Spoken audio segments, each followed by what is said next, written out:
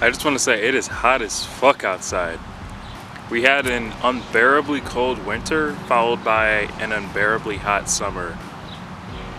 And it's only going to get worse thanks to global warming, so lit. Anyway, I'm at the park right now, just kind of chilling, but I've been coming to a lot of revelations recently within my own life, and just thinking about a lot of stuff in general, how I perceive how I perceive and interact with the world and the people within it. And when it really came down to it, I was just like, I'm gonna start thinking of my interactions with people like they're COD lobbies, right?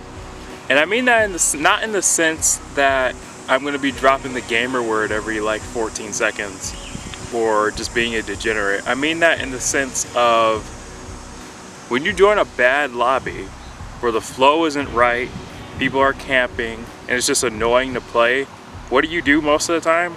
Well, at least me, I just fucking leave, because I realize I only have like an hour or two I'm willing to spend playing COD in a day, and even that's a lot. And the time that I know that the time that I'm spending on the game is finite for that day, for that week. So why would I spend it in a lobby that I'm being fucking annoyed with and I'm not doing well in, and I don't want to, and I'm just like not having a good time? Why would I stay? I would just fucking leave. And I was thinking about that because I leave a lot of my games. I'm gonna be real with you, because a lot of lobbies are just fucking annoying. It's just how it is. I really don't know what to tell you. But the ones that I do stay in, I have fun, and it makes it feel like it's worth playing, and it makes me come back, because those lobbies are fun enough for me to come back to play still. And I was thinking about that mindset and applying it towards the people that I'm willing to interact with in my life, because there's plenty of bad lobbies or people that aren't really worth interacting with, one-sided interactions, feeling like I'm talking to a brick wall, or just, for some reason it's become almost normalized and accepted to just ghost people. And sometimes it's just valid, like if you're being fucking harassed, you can just ghost that nigga, no one fucking cares. But in interactions where there's supposed to be a mutual exchange and you're getting to know each other as friends, a lot of people don't want to put in that effort. I notice a lot of young adults, so they just ghost you if they feel like I'm not fucking with it, rather than just saying they're not fucking with it. Which either way, I know it is what it is, but that's a tangent. But the point is, I'm starting to see my interactions like they're COD lobbies. Like I said, like if I'm not being fulfilled, if I'm not having a good match, if I'm not enjoying my interactions with this person or this lobby, I'm just gonna fucking leave. I know, just like my time on the game, my time that I spend awake and in life doing whatever is finite. You only spend so much time on Earth, right? And it'd be a shame to waste it with some fuck nigga, right? No, but for real, it would be a shame to waste it on someone that's not, that you have to, I don't know what it is, but I always, a lot of the toxic people that I have gravitated towards, unfortunately, in my young adulthood, there's always been this like push and pull interaction where I felt like I was staying because, well, for validation for myself, I felt like I had to make myself worthy for someone. Like I had to show that I was worth interacting with, and like they shouldn't be bored with me. I'm moving a lot because I'm just crouching in a field, and my legs hurt right now. I was just thinking, like, why even participate in that song and dance? Why not just like how there's plenty of bad lobbies, there's also, well, admittedly not as many good lobbies to stay in or good people that are worth my time, to put it simply. It's just how it is. I really don't know what to tell you. I wish I could say otherwise, but that's just the world we live in, unfortunately. And I'm not gonna spend so much time trying to convince someone that I'm worth their time. It's weird because a lot of the time people don't really say what they actually mean. Like if they're not fucking with you, a lot of time people just won't say that they're not fucking with you. They'll dance around it because their perception a lot of times they don't want to be rude or something. But to be honest, I think it's way worse and it's a waste of both of y'all's time, to be honest with you, to like kind of breadcrumb and act like you're somewhat interested. And in some cases there's a weird push and pull with that, where there'll be times where there is significant interest showed, and then once that's reciprocated, they pull away. And it's really disheartening because it's like, okay, well, I thought we were cool. And this applies to both romantic and platonic relationships. It's just a mess, really.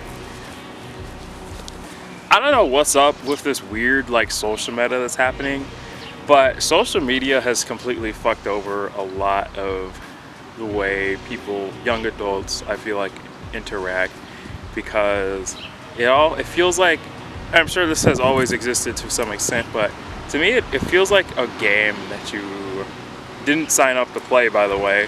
I didn't fucking sign some fucking waiver for this shit. It's just how it is. But it feels like a game where there's certain roles that you're supposed to fit in, whether it's like your race or your ethnicity and all this shit. And there's also certain ways that you're expected to react and interact with people. And it's fucking tiresome because it's not authentic. It's fucking lame. And it made me feel like there was something wrong with me because I didn't want to play along with the game.